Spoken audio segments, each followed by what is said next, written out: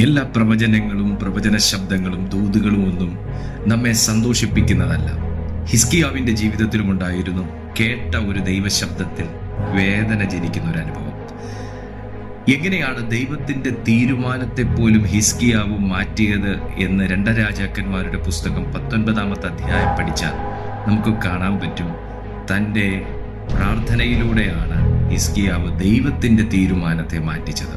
ഹിസ്കിയാവിന്റെ ഗൃഹകാര്യം ക്രമപ്പെടുത്താനും അസുഖബാധിതനായി നീ മരിച്ചു പോകുമെന്നും യെശയ്യാ പ്രവാചകൻ മുഖാന്തരം ഹിസ്കിയാവിനെ ദൈവാത്മാവ് അറിയിച്ചപ്പോൾ ദൈവത്തോടുള്ള ഉറച്ച പ്രാർത്ഥനയിലാണ് ദൈവത്തിന്റെ തീരുമാനത്തെ നീക്കി ആയുസ്സിനോടുകൂടെ 15 സംവത്സരം കൂട്ടിച്ചത്. നിങ്ങളുടെ ഉറച്ച പ്രാർത്ഥനയ്ക്ക്, ദർശനത്തിന് ശ്രദ്ധ വെച്ച പ്രാർത്ഥനയ്ക്ക് ദൈവത്തിന്റെ പോലും തീരുമാനങ്ങളെ മാറ്റി ഒരു ശുഭകാലം നിങ്ങളുടെ ജീവിതത്തിൽ കൊണ്ടുവരാൻ സാധിക്കും. വിശ്വസിക്കുന്നെങ്കിൽ ആമേൻ പറയുക.